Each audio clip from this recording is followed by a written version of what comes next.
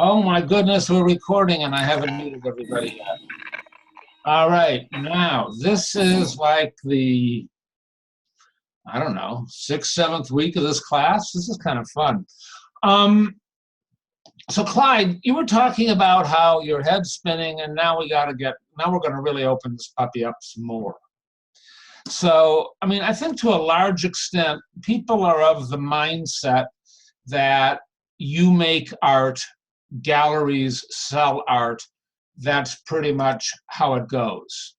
And really, that's a really nice possibility, but there's about 237 other options. So, Clyde, it isn't like there's one big mountain. It's like there's a couple of hundred medium-sized mountains. And to an extent, in one of the webinars, we talked about how there isn't an art world, there's a bunch of art villages. And I think it's a question of figuring out which art villages you like and which art villages you want to integrate with, work with, relate to. And I want to talk about what these different kinds of art villages, art directions that you can take your career. Some of them, I don't think you can do all of these things, or I don't think you can do all of these things at the same time. I think you can do some of them. I don't think you can have your own gallery, and well, maybe you could. But at any rate, let's talk about some of these things. So one of the things that you can definitely do is have a relationship with an art gallery. Let's eliminate that from tonight's discussion, except to the extent that you can do it in conjunction with one of the other kinds of things that we're going to talk about. So I asked you guys to listen to webinars with a variety of people who are art consultants and doing commissions and pursuing residencies and grants, and big and you can invent your own way of doing something that has never, ever been done before. Or you can be like me. You can figure out what's been done before, misunderstand it, extrapolate from it, and come up with something new that you think is old, but nobody's done it before. And you go, oh, I didn't know I did that. I end up doing that fairly often. I don't feel like I'm really creative. I feel like I'm really good at extrapolating. So somebody raise a hand. I don't know that I have a lot to say about this, except for the fact that I think as an artist, your work is never done. And that it isn't simply, except in rare cases, and I don't know that you should expect this, to align yourself with an art gallery, and then they do all the work and you just sit in your studio and make art. I don't think that is one of those things that happens very often at all. Maybe that happens with Jasper Johns, when his paintings sell for $1.5 million off the easel and he does one or two a year. Maybe that, I don't feel like that happens with David Hockney, etc. So I don't see any hands up. I want to know what you listened to and what expanded your thinking.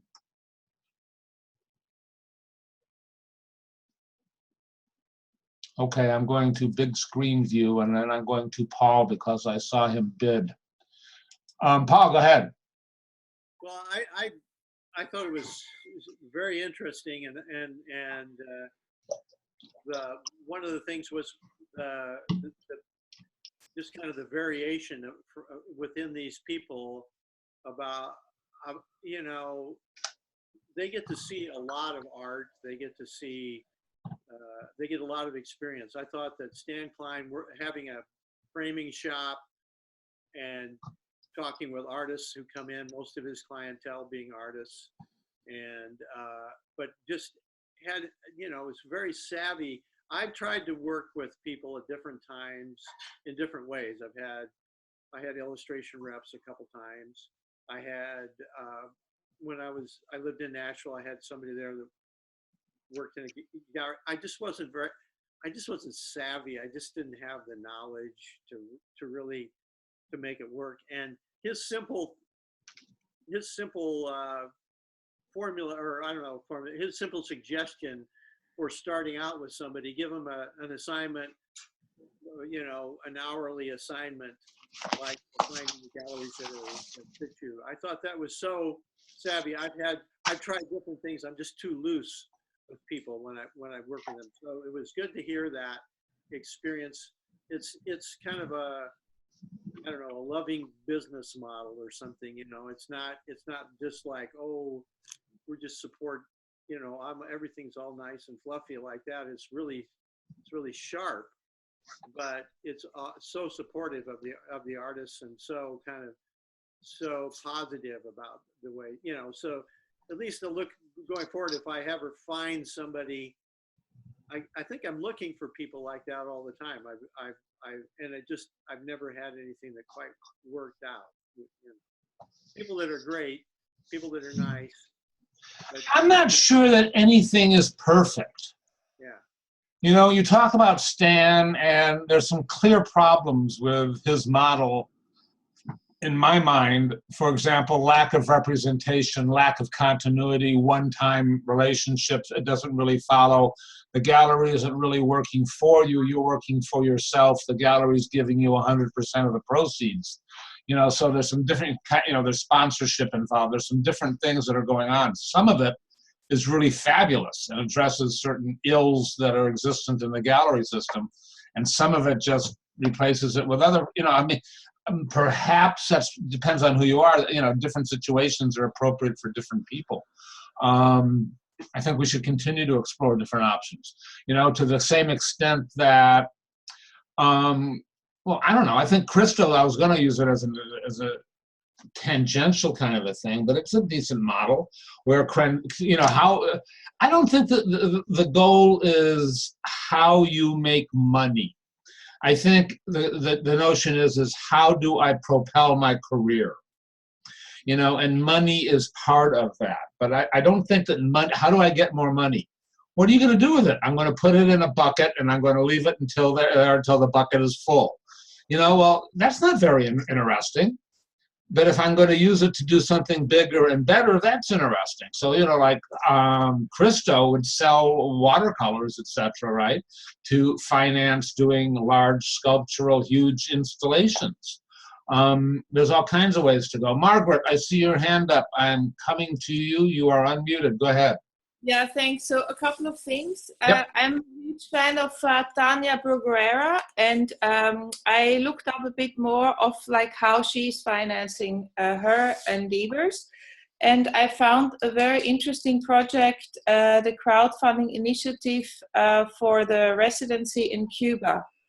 And I think that project is not only interesting in terms of money, but also because this way she's getting it out into the world. She's involving lots of people. So it's also a way to actually to promote her project.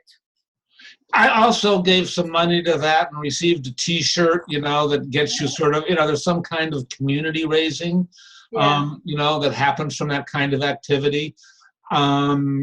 I think most of you really are trying to communicate with your art, and it's about getting the message across, and you feel like the message is received when somebody spends money.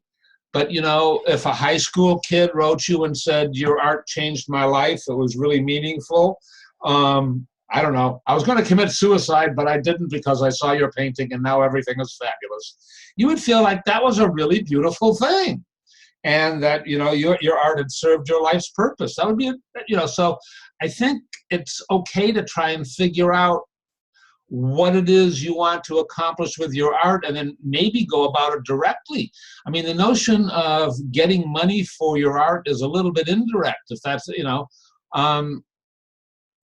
it's kind of like somebody told me I should sell all my webinars so that I could do fundraising so that I could give the money to artists. And I said, well, if I really wanted to do that, I would just make them all free. It seems like just try and be more direct. So if some of the thing of what you're thinking about is, I guess what I'm saying is, what can you do with your art that helps you accomplish your purpose in the process of doing it, number one.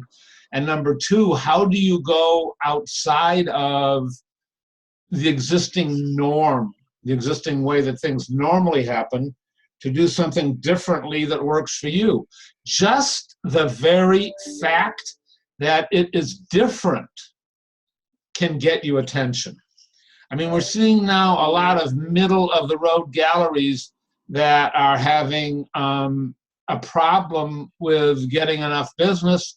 So some of them are getting rid of their physical space and only doing a special show in a different country or a different place and having a special exhibit, or only going online, or only working with artist estates. There's all kinds of things that are changing and happening. There's no reason you shouldn't be creating your own change and happening. And, I was talking today I have a group that meets every first Monday of the month for a general discussion. And we were talking about, I was saying now you have permission to pursue all these other kinds of activities. And James, who's in the group, said, no, Paul, it's really mandatory that you pursue these other kinds of activities, because you're not going to, relying on a gallery, it can be challenging. Kay, go ahead. No. Yeah, I kind of, there's a few things I'm thinking now, sort of following on from what you just said, but going back to what I was going to say before you just spoke, if that makes sense. I understand, that's cool. Yeah, I think like what you're saying about the artist villages is becoming clearer and clearer over the weeks, and especially so for me this week, listening to the different people talk about what their village is and what they do, and things like Lisa Austin, just demystifying that whole thing of kind of how people get those big pieces of work into amazing architecture and things like that, which personally I don't know if that's for me, but it's still great to hear how it demystifies all that.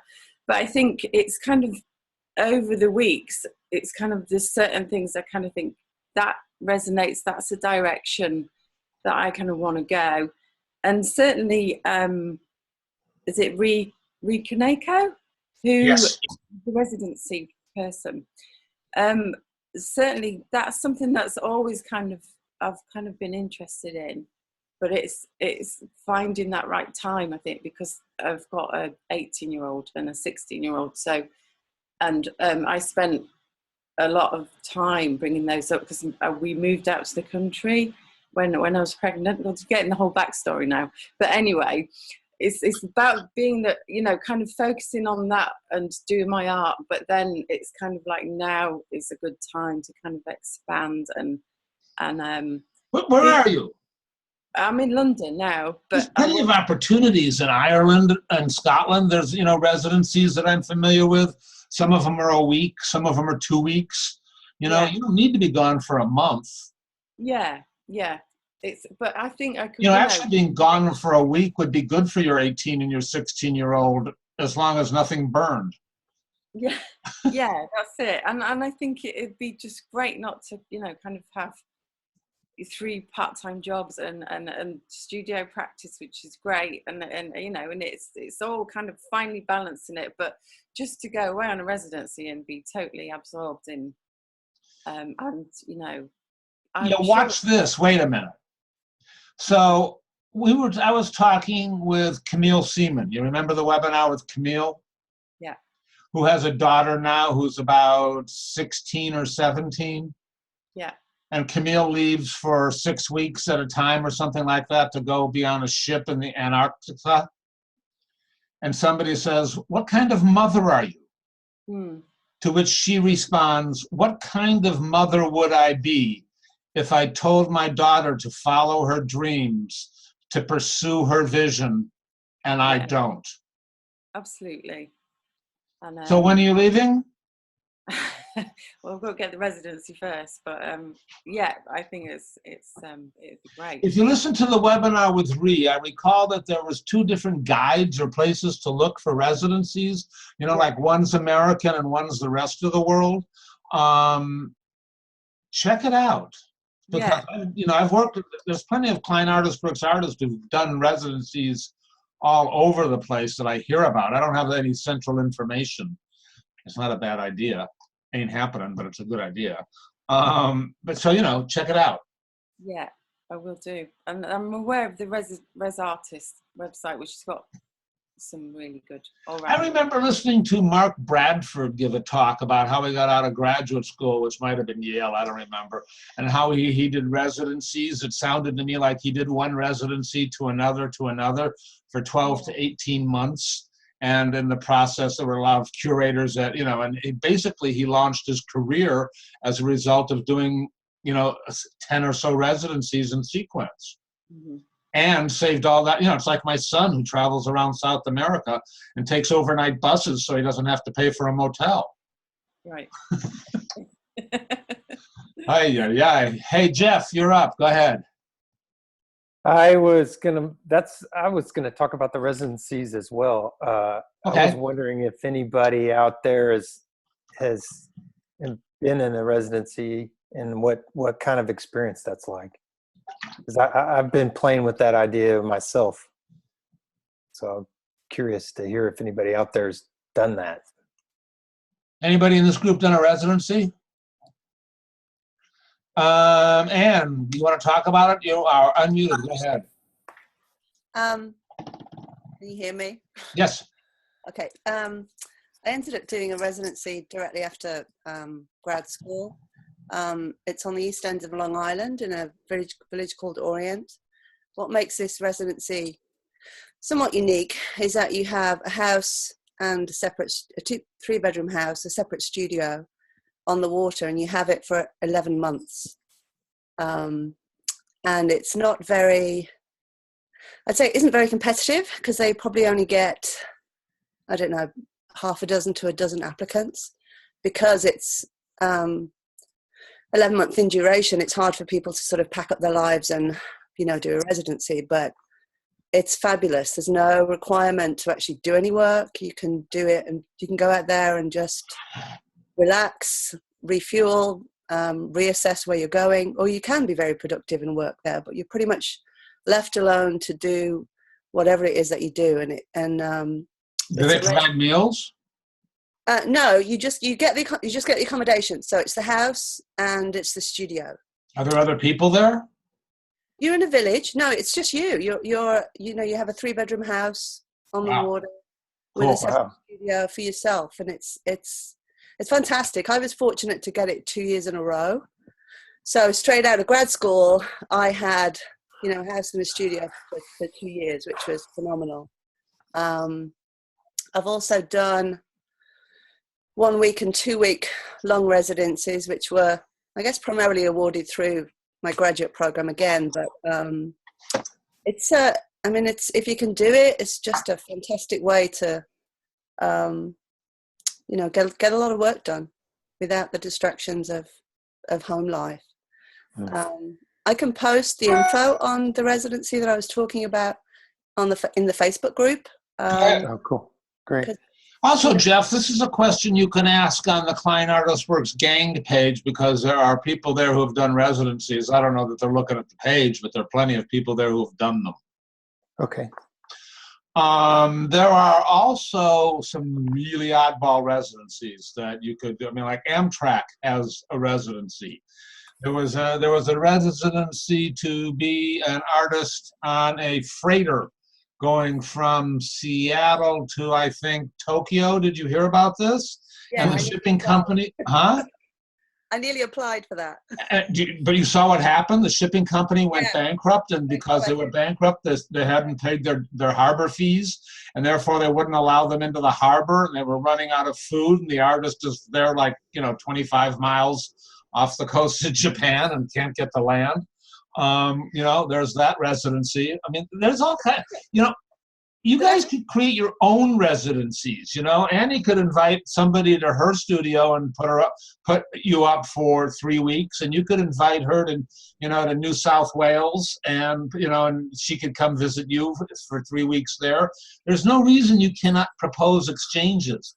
I think perhaps an exchange with people who live in Manhattan might get, tight because of the value of real estate. But, there's an awful lot of you guys who are all over the place. There's, we could totally create our own residency program, hotel accommodation. I mean, like traveling opportunities. Now, don't all you guys sort of like each other in this group? Don't, the same thing applies to the whole group at large. There is William, there go is ahead, Andy. What? there is sort of the artist studio equivalent of Airbnb. Yes, there is. I forget what it's called now, but it's an international program where artists will, Yeah. exchange studios and living accommodation with other artists. And this whole program is a refinement on that. I'm going to mute you and your doggy. Yeah, thanks. William, you are unmuted. Go ahead. Yeah. So I haven't done a residency yet. I'm doing one at the Vermont Studio Center in February. Oh, cool. And it's... Remind me where you live now? I live in Central Ohio. I'm in Columbus, Ohio. Okay. Yeah. So I haven't bought my ticket yet, but I'll figure that out. But I wanted to say a couple things. So apparently I have a number of friends here that have done residencies at Skowhegan, Oxbow. I've had a couple that have gone to Vermont already, and they all rave about it. And those three are like, you get housing, but you also get food. Skowhegan's in the summer. Oxbow, they do summer classes. The main residency, I think, is in October, and that's outside of Chicago. Skowhegan's in Maine. Vermont is in Vermont.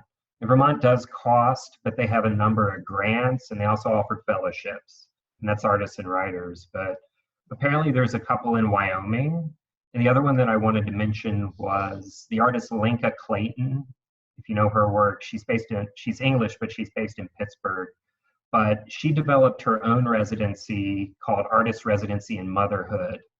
And basically what she did was she had gotten a grant or something from the Carnegie Museum, and she worked it out, and look it up on her website, but she worked it out so that she was getting paid like wages for the unpaid labor of motherhood, like through an arts institution. And then the work that she produced was like based around motherhood. And it's like a really cool project, but it's an example of what you're talking about like inventing something, but also like doing it in a way that it like plays into your practice. You can get a grant to go to a residency. Yeah. Yeah, like sometimes, like I was awarded a grant for Vermont, and it doesn't cover the full cost, but it's a lot of it.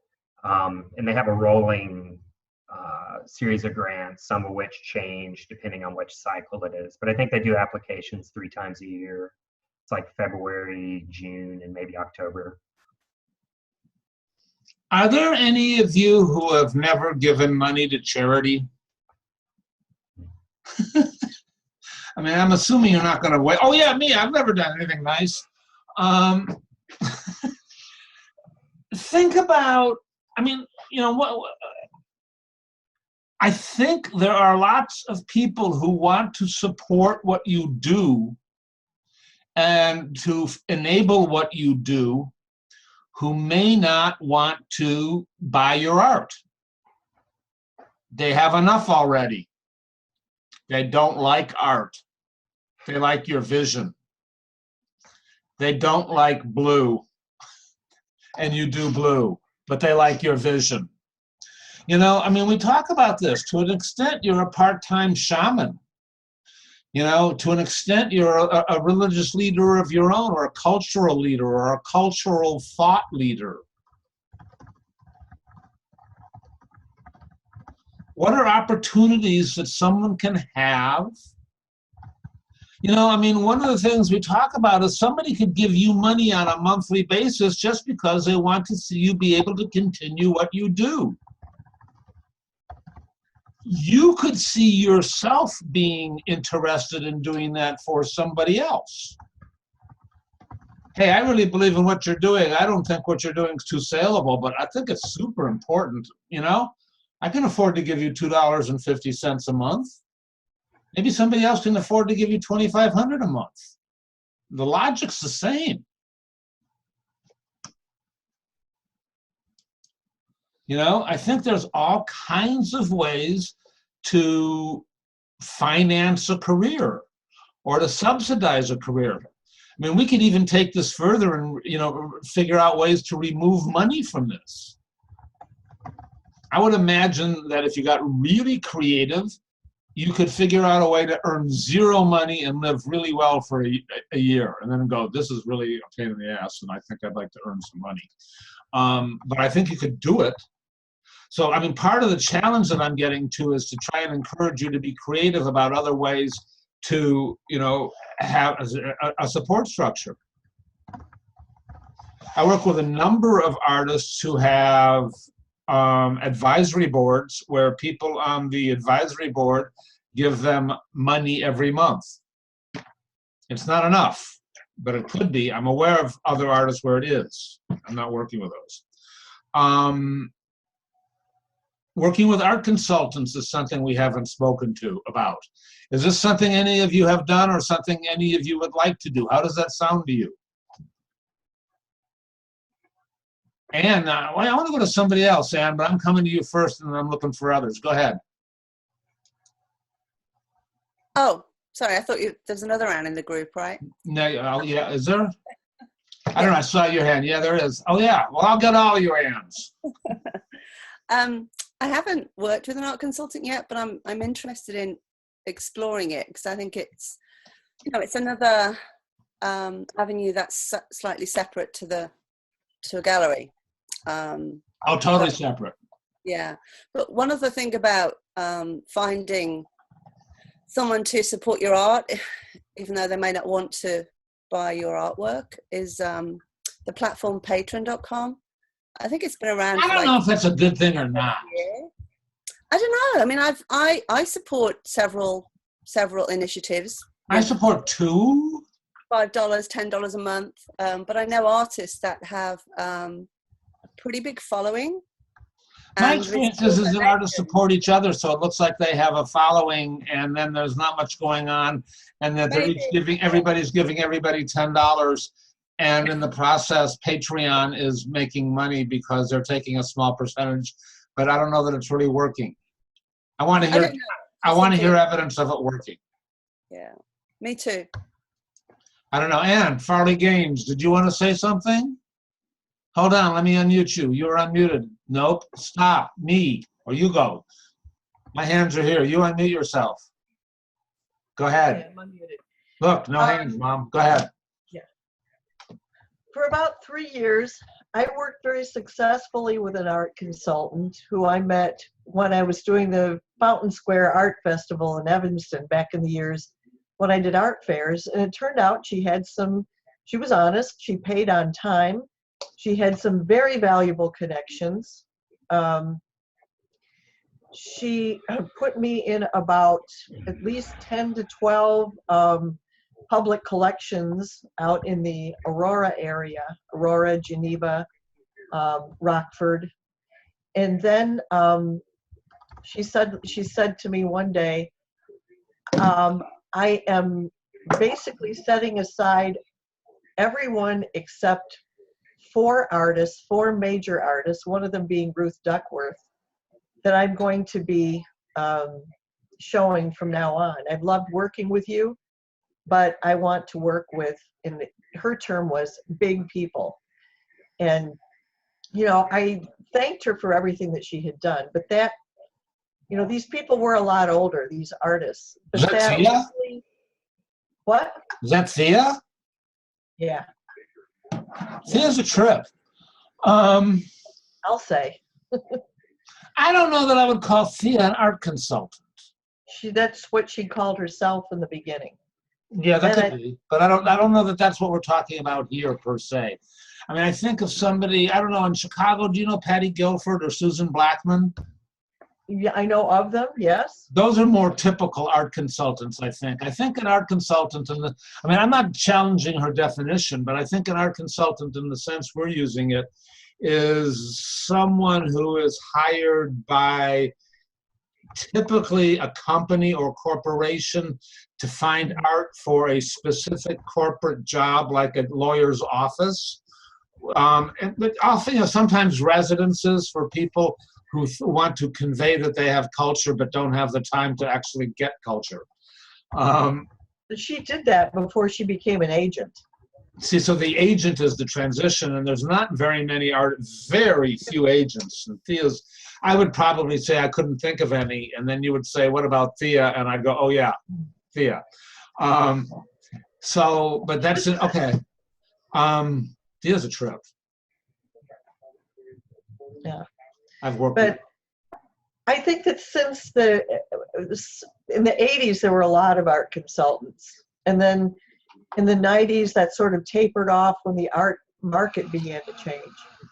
There aren't that many art I don't know if consultants. it's the art market so much as the corporate market. If corporations are expanding and it's goodwill to spend money, you know, and in certain times, if a corporation is expanding but firing people, spending money on art is not a good move.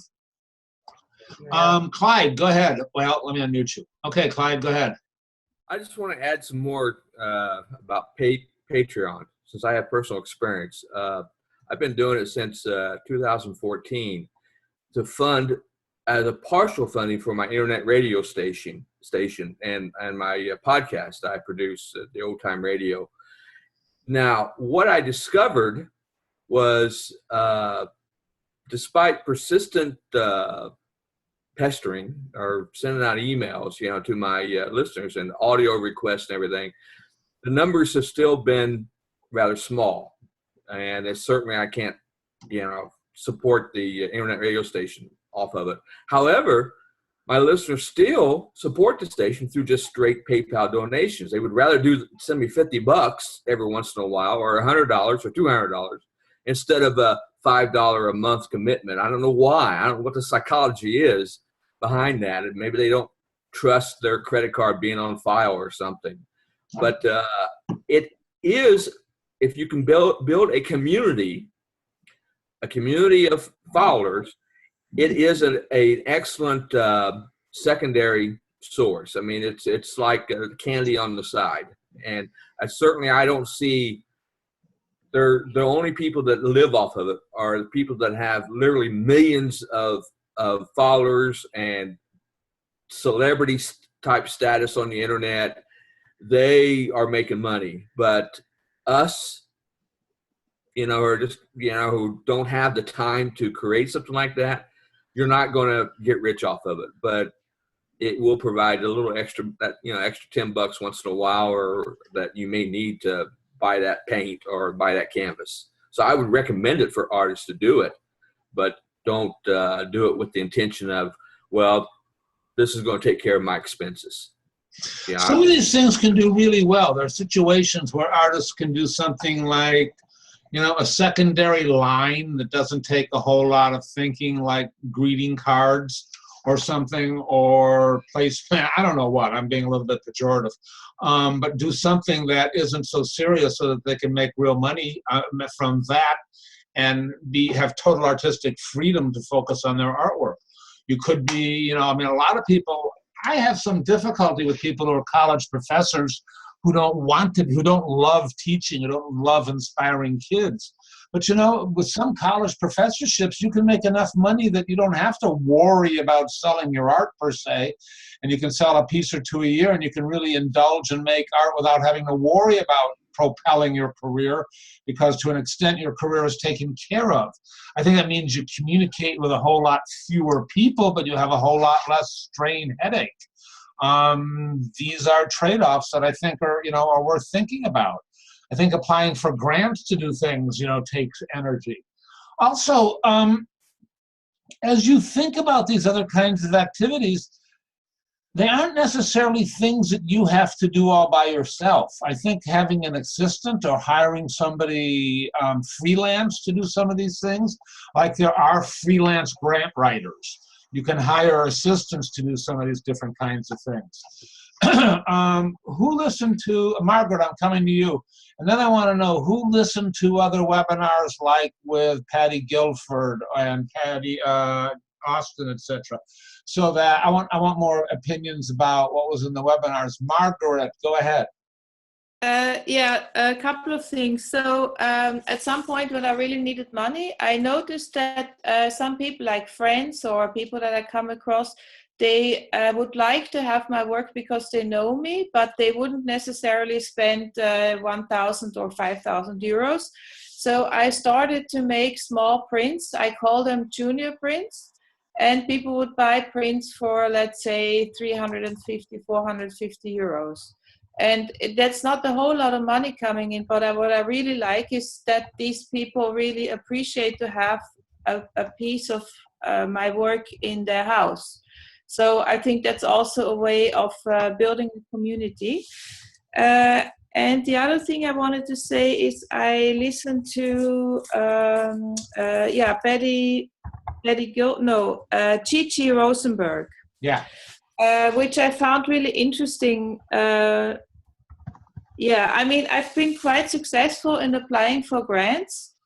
And I have written a lot of the grant applications myself, but in the last couple of years, it's been getting harder and harder. And I've also therefore tried to get help. So the last time I asked a writer / art historian to help me write a grant, and I don't have the results yet. But I mean, it's a lot of work. It takes me, for the big grants, it takes me like 3 months to write it. But it's definitely worth it. The Mondrian Foundation in Amsterdam is pretty amazing. Yeah, exactly. Yeah, but it's more and more difficult to get the grants, but it's still possible. It's just that it's really like a science. It requires really looking into what they are like. You really have to read between the lines. I think that's true, and frequently they have jurors who are from, not their company or foundation, but from the art world in general, and they're looking at your work. So sometimes you're growing your community even if you're not getting accepted into the program. They might have 3 jurors and 1 or 2 go, oh, this is really wonderful, awesome, I love it. And those people could become supporters. One person might go, oh, I hate it. And they might go, okay, fine, but they still might be supporters, right? So, what I found really interesting that Chichi, she mentioned that it's kind of important to contact the foundation before you apply. And I did that sometimes, not being aware of it, that's actually a good thing. I hear you. That's cool. All right. I want some opinions from other folks. Joe, I see you gesticulating. Go ahead, Joe. I could speak a little bit on the consultants. Okay. For probably the past 20 years, I've been working with about 6 consultants, and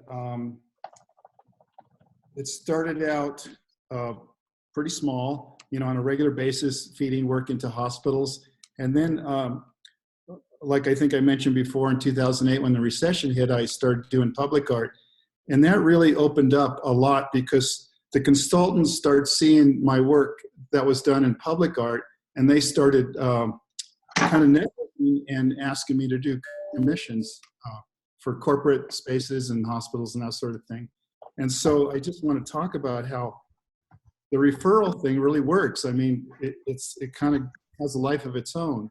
I do something, the consultants see the work, and then they call me up, and the nice thing about that is I don't have to compete with anyone. They just say, hey, how much do you want? And this is the budget and so forth. But fortunately for those jobs, I've been able to stick to my vision, my artistic vision, without have to make compromises, because the work happens to fit pretty well. So I want to say is how the referral system really has a life of its own. And, you have to start out, you have to make some contacts, but then it kind of goes on from there. Fabulous. I'm glad that works. That's cool, dude. Thank you. Who else wants to say something about this or ask a question in this regard? Andy, good to hear from you. Go ahead, Andy. Hi. First, William, you're going to love the Vermont Studio. I was there for a week, maybe 10 or 12 years ago. It's a great place. It would be very cool. It's in an old marble quarry. I've read Gigi Rosenberg's book before. I took it out from the library, so it was good to hear her. And after I heard her, I ordered her book. Because I'd like to do some curating myself. And the idea that I have is to get I'm in Boston a lot, and there's colleges everywhere. So I thought if I could get a gallery inside a 45-foot tractor trailer and take it around to some of these colleges and park it there for a few hours, that might be a good way to bring art out to the people. And it would be expensive, so I thought I would apply for a grant for that. And so Gigi's, hearing Gigi came at an opportune time, so that was good to hear. Can you drive that rig? Not me. I'd have to, that's part of the expense. Every time I get over 20 feet, I start hitting cars on this. Oh shit, I forgot I have to turn wide. Yeah, that'd be awesome. You could do that. I think that would be really Sure. cool. We'll see. You got me thinking. Okay, cool. Good on you. I like that one. All right, who else? I'm gonna start picking on people. Hey, Dorothy, where are you? Are you in Australia now? You're unmuted. Are you in Australia? In Vietnam. I thought you were moving. Did you just have a birthday? Who was I paying attention to? Was that you? Yes, that was mine. And did you leave Vietnam and go somewhere and come back? I went to the mangrove. Okay, far out. Do you want to say anything about this conversation? So no, I'm not really familiar with all those things because I'm kind of young artist, so I'm carefully listening because I think all those solutions are very interesting. Here in Vietnam, there is very few public for art, so I was thinking maybe I could do something like making because I was thinking of making an open studio in my own studio in my own house. Because I have the luck to have a spare room there and I'm using it. And I was thinking because there is the public is not there. I mean, there is no art scene here. So I was thinking that I could knock on people's door around and make people come and see my open studio. That would be sharing art, and that's a good way for communicating and also not making expenses and getting some experience from my own point of view because I'm just only starting. I'm looking at a list of Vietnam's 10 most famous artists, trying to see how many I know. Dan Vo is the only artist I really know much about. A couple of others. Tran Luong. There's not a lot. No, there are very few. I mean, we're still in a dictatorship. So here art is like a way of communicating messages, and the government, there is a lot of censorship. So it's very difficult here. Correct. Even creating a own, even at my house, can be dangerous. I can be put out of the country because if somebody turn up and don't like the message I'm into, they can just say, okay, bye-bye. So that's where you understand art is a real way to communicate, actually. So I think it put the things back in order, thinking they are still using those very strong messages with how do you call that? Communist images to communicate with people. So that's where you think art is really important about communication. Yeah. Whew, that's interesting. Okay. Fascinating. Thank you. Who would like to ask a question? Anne, go ahead. Anne Farley Gaines, you were unmuted.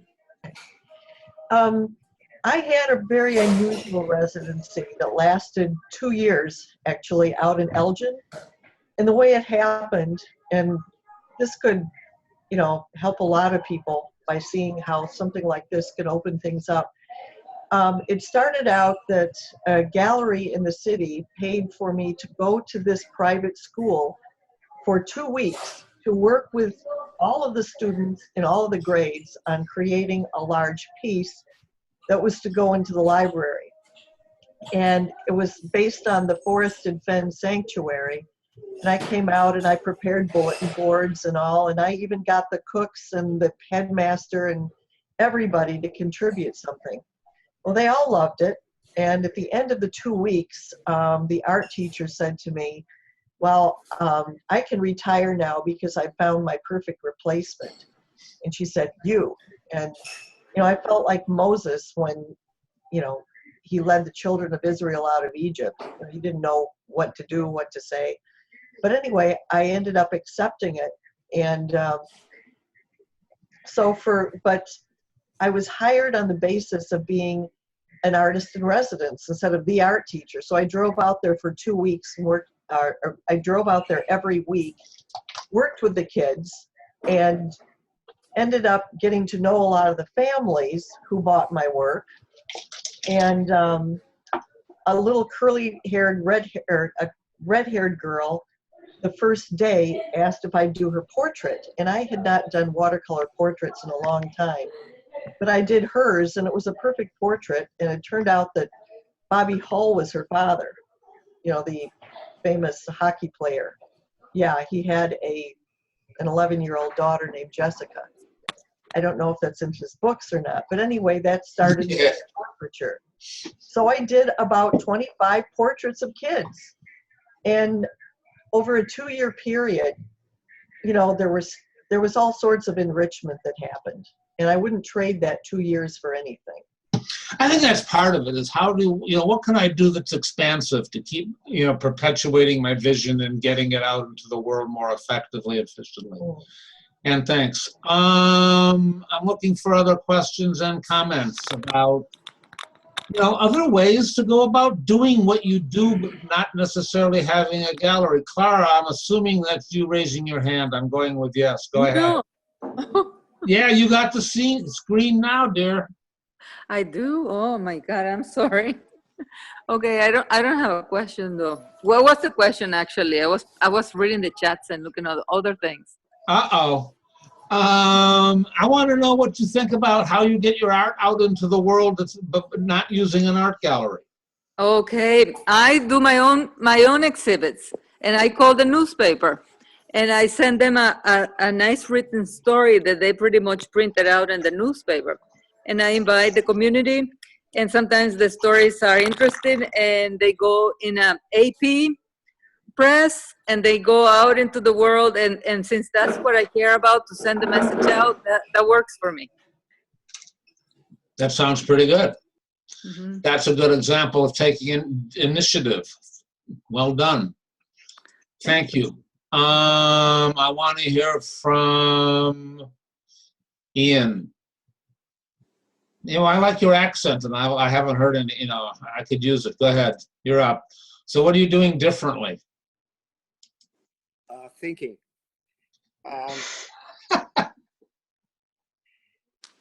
Yeah, cultural merchandise. Go ahead.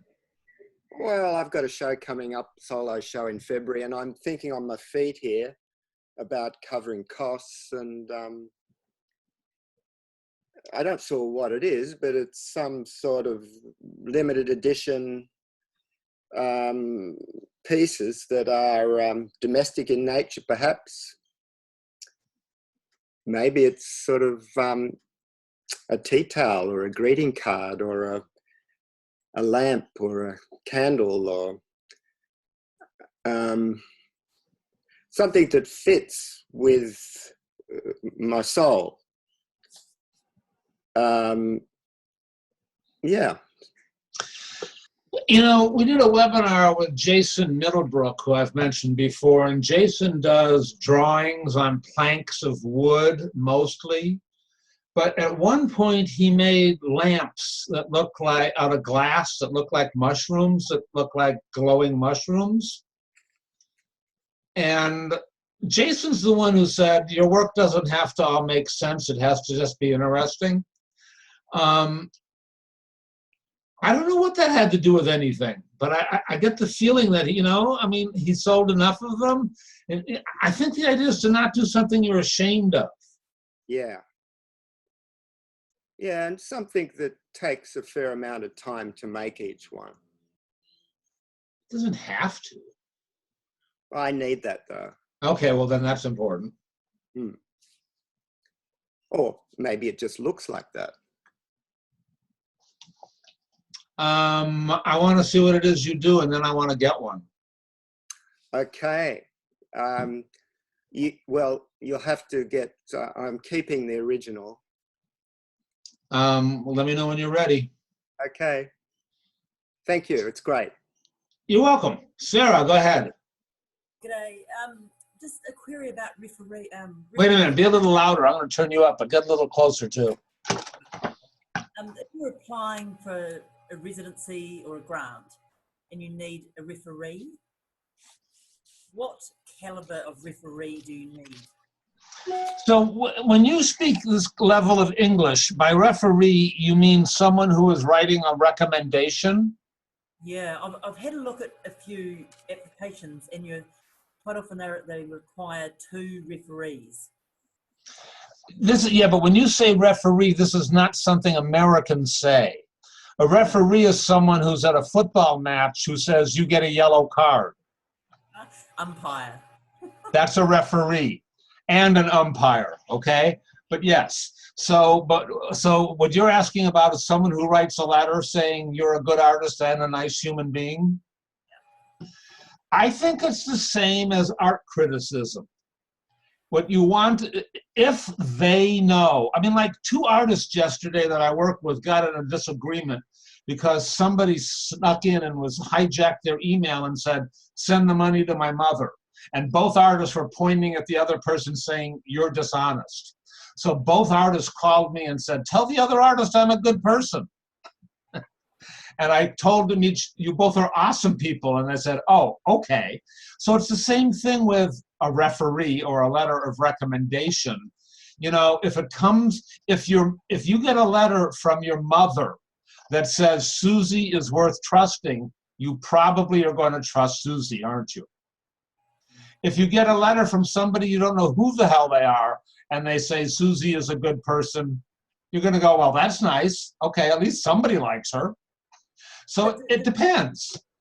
But do you need to have, can I ask my neighbour, or does it have to be a curator or an arts guru? Is guru an American word? Yeah, that's universal. I don't think having your neighbor do it means anything. That's like, Okay. That's like asking a kiwi to do it. The bird. So it doesn't matter who your letter of recommendation comes from. Yes, it does matter. The more credentials, the better. The more known, the better. A letter from someone, from the ambassador saying, she's a good person, I like her, is way more important than a letter from nobody saying you're the world's best person. Cool. All right. Kali, you are unmuted. Go ahead. I've been waiting to hear from you. Hi, everyone. Okay, I'm going to talk about how I put my art out here. I'm in a situation that's a little bit different from most of the world. The culture here is very different in terms of openness. It's a very religious culture. And because of that, most foreigners that come in live in what we call compounds, which is an entire community of maybe about 500, between 500 and 2,000 homes in a gated community that has a lot of security, and you need a lot of credentials to sort of get in. And why they do that is so that in there they can live a normal life, walk around without being fully covered and that kind of thing. So we have maybe about at least 50 different compounds in the city that I'm at. And what I'm doing right now, because I'm not connected to any art gallery here, we have 11 art galleries in the city, is I'm organizing exhibitions in these compounds. Okay, so I'll do maybe one that'll take Saturday, not really Saturday because our weekend starts on Thursday and Friday, right? So I'll do an exhibition either on Thursday night or on Friday night that'll last 3 to 4 hours. Okay, and I'll go there with my work and get people to just walk in and have a look. The second thing I'm doing is creating functional objects, you know, like tea trays and nesting tea tables and stuff like that. So there's people who need these things and they love things that are a little bit out of the ordinary. So when they get to see a picture of that, then I extend an invitation for them to visit my website, and through that they tell me, you know what, why don't you come over to my house, and I've got a big enough space. I have maybe about 15 walls that you can put your art on, and in that way people can see the art and see how it would look in their houses. Okay, so through that I've gotten, I think, 2 exhibitions in private homes. Yeah, so that's my thing. Yay, bravo for you. That sounds wonderful. Now, use that same mentality with institutions and museums. Okay, thank you. It works I the will. exact same way. Cool. All right. Fabulous. All right, who else would like to comment? Beth, go ahead. Wait. No, I'll do it this time. No, you do it. Unmute yourself. Okay. All right. I wanted to talk about the residency because I've been talking about trying to apply for them for a while, but I wouldn't fit into the time that I could do it in. I can't go away for a long period. And an opportunity came up with a second cousin who's a writer, and he leaves his studio for half of the month every month. And so he told me anytime I wanted to come there and work, I couldn't. It happens to be on a farm with a very old house on it, and there are no other artists there, but I'm near some cousins that I can, if I want to have dinner with them, I can do that. I've gotten so much work done. I've gone twice, and I really just totally dedicate myself to the time to do the work. And so I call it a self-designed residency. Yeah. And that's what I'm doing now. I guess I can put it on my resume. I'm not sure, but you know, I guess I can. And I noticed. You totally can. Name it after the town that it's in, the Waterford Residency or whatever. I'll name it after the writer. Yeah, that's fine. I mean, there's the Edward Albee had residency program. And yeah, and he's very excited about it because he likes the creative energy in there going on while he's gone. It's very interesting. And the other thing I wanted to say was I really like Gigi Rosenberg, listening to her, because she broke things down into such concrete, simple ways to approach and not to be overwhelmed by the grant kind of writing. And I just liked her whole approach. I actually have worked with her as well. I just sort of it happened by mistake. You know, she said online she was coming to New York City, and I said, "Can I meet you?" And that's how I first ended up working with her. So a lot of things I've sort of had to talk myself into. Okay, don't wait for things to happen. Just make them happen, and then see how it turns out. So that's a really good approach, and I love the approach of going into people's homes, like those little places that you were talking about, Camille. Just going there and then selling your work. I think that was really the one that got the applause. Yes, that was great. Also, Clyde, I mean, what Beth is making me think of is, mountains may be mountains, but it's baby steps, and it isn't really getting to the top of the mountain, because if we get to the top of the mountain, we're just going to keep going up anyway. It's not like I'm going to sit here and rest now, I'm done. That's not what happens, So it's really about the pursuit. And, I like Willie Nelson's movie biography or autobiography. It's called Still is Still Moving. Mm-hmm. And as long as you're putting one foot in front of the other, you're going up the mountain. You are making progress and you are moving towards that objective. I'm not too aware of any of us who are standing I don't know too many of us who know anybody standing at the top of the mountain. All I know is a bunch of fellow travelers heading uphill. On our good days. Some days we slip down and we go, shit, we got to go. Here we go again. I think that's what we do. So Beth, thank you for helping me flesh that out. Who haven't I heard from? Diane, I haven't heard from you. You're unmuted. How are you? Good. I have a question about getting grants and residencies. I've looked into them in the past, and it seems like you have to have an extensive resume in order to be considered for a lot of them. Is that true or not true? Yeah, that's a fair question. I think you need to come across as serious. So that I think having lines on your resume conveys serious, but I think your project could be noble enough to convey. I mean, I don't think that resume lines are the only thing that convey seriousness. And I think, if you were judging someone who was submitting to something, you wouldn't only be looking at how heavy their resume is. You'd be looking at, do I want to be nice to this person? Does it fit? Does it resonate? Does it fit the mission of what I'm doing? Is it expansive? Is it courageous? Is this somebody I really would like to facilitate, or would I rather help this old fuddy-duddy? All of those kinds of things enter into it.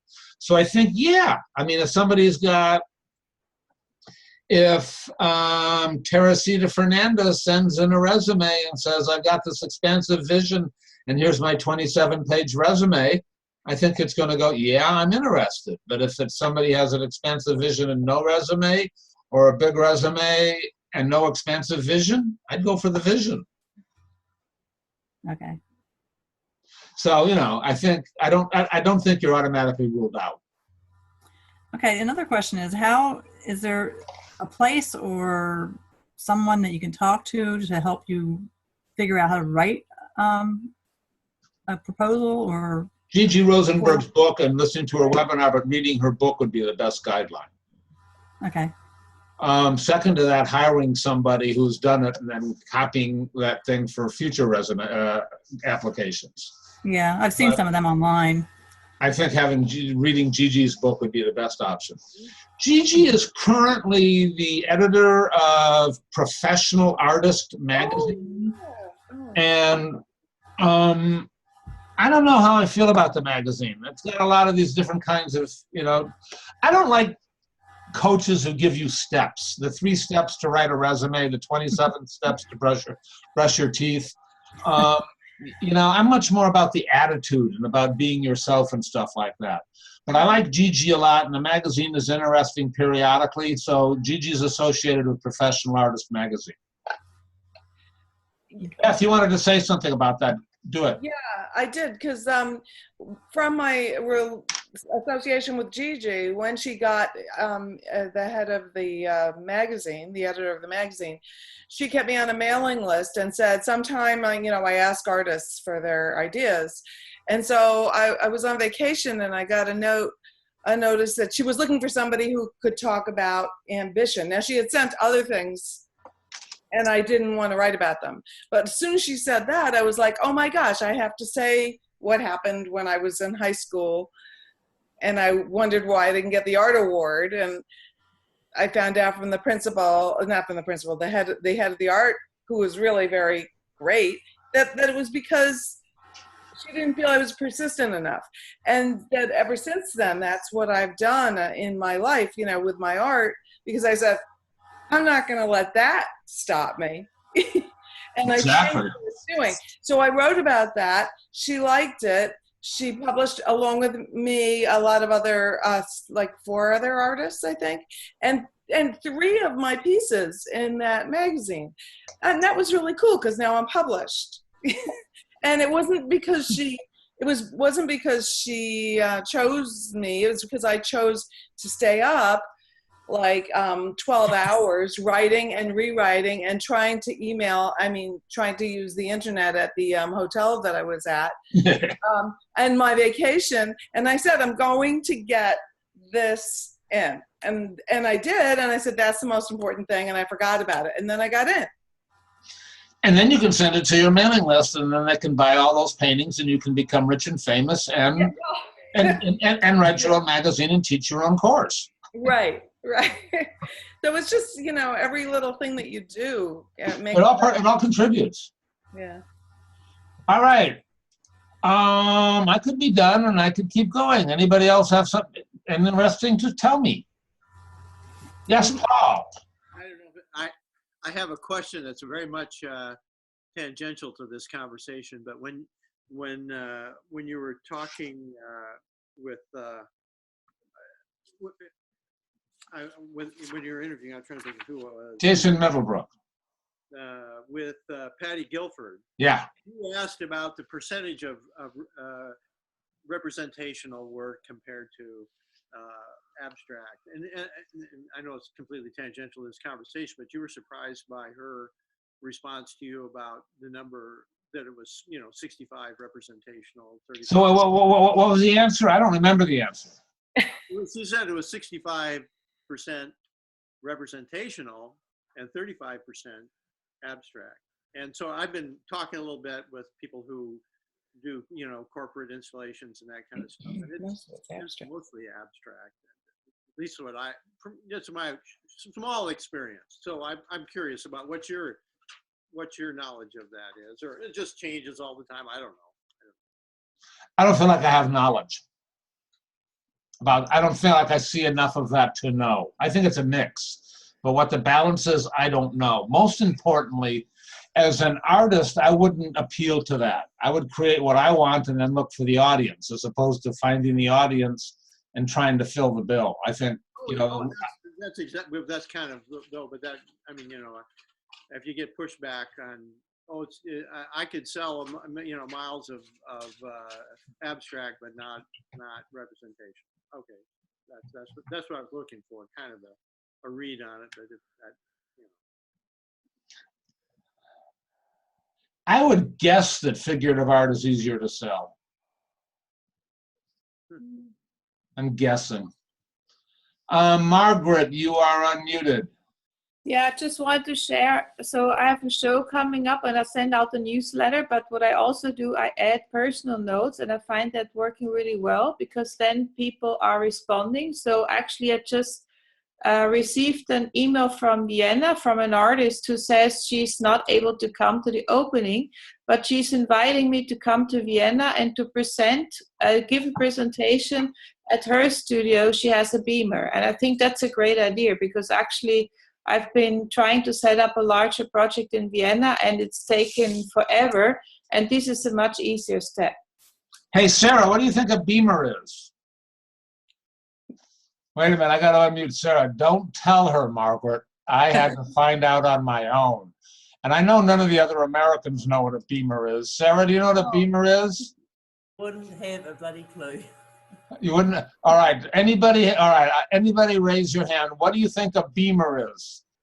Oh, wait, Ian knows. He's Australian. That's no fair. Ian, go ahead and tell everybody what a beamer is. Well, there's 2 ways of saying it, a BMV or a BMW. No, neither one. Oh, come on.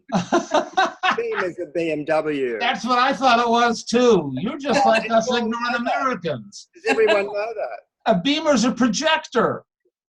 Oh, of course. I love it. Hey, Margaret, am I right? Yeah, that's it. So I'm talking to an artist who says, I'll just take my beamer. And I said, why the hell am I working with you if you have a BMW? He says, what are you talking about? All right, I think that's an okay note to end on. Did somebody else want to say anything? Are we good to go? All right, everybody, I hope by next week you all have a beamer.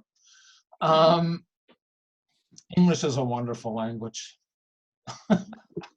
All right, you guys, you're all wonderful. I will see you next week. Thank you all. Be well.